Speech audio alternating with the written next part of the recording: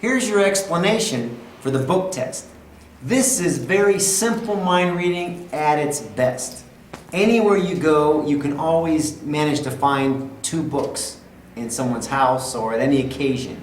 So this is a very impromptu trick because there's no setup involved. I haven't prearranged anything at this point.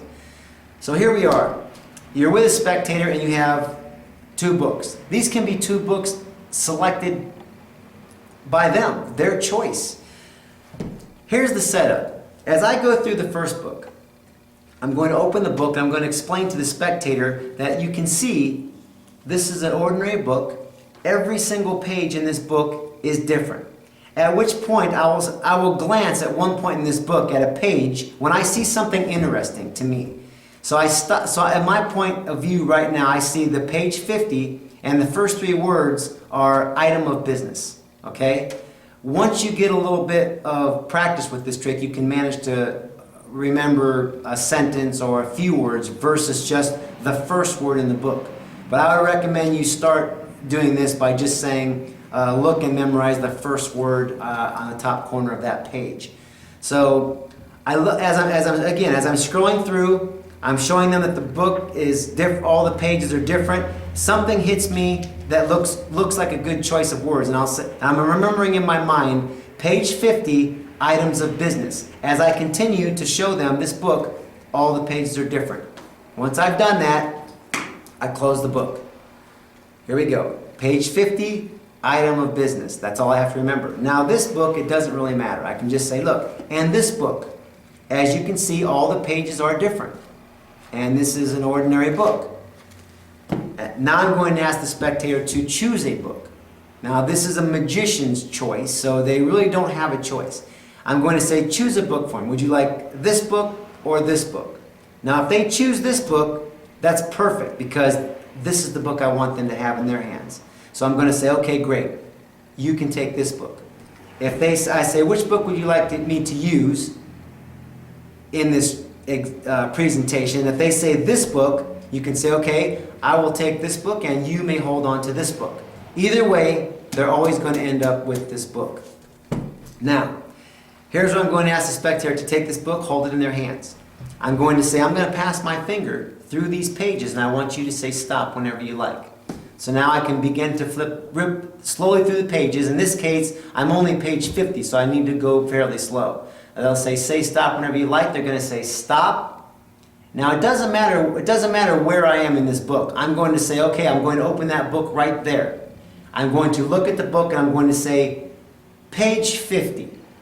Now it doesn't matter if I'm on page 60, 70, or 125. I'm going to say, okay, page 50, that's where you stopped.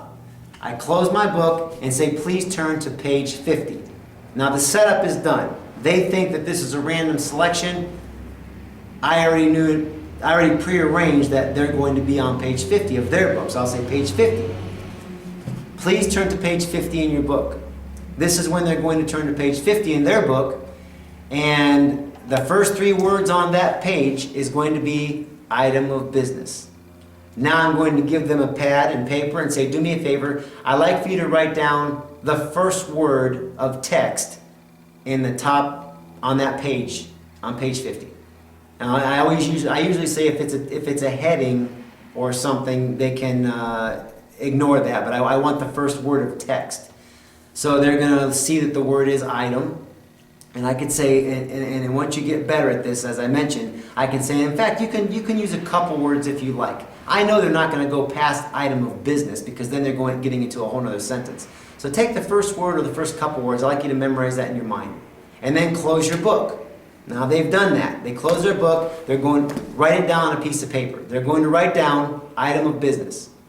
When they've done that, I ask them to take the paper, hold it to their heart, and I'm going to proceed in trying to read their mind and determine what it is they wrote on the paper. And now, from this point on, it is all just acting and role-playing, as if you're trying to read their mind.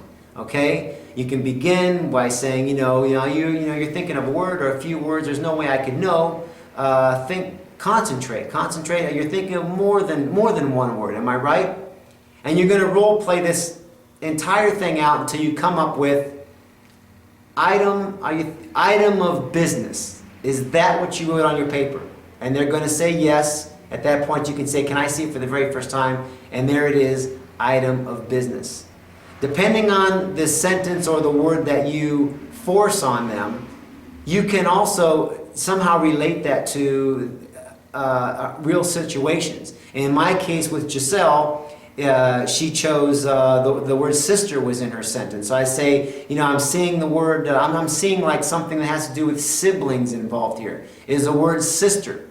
So again, it's all role playing and acting, and you're going to wind up with an incredible piece of mind reading that is just going to blow their mind. And there you have it. That's your explanation for the book test.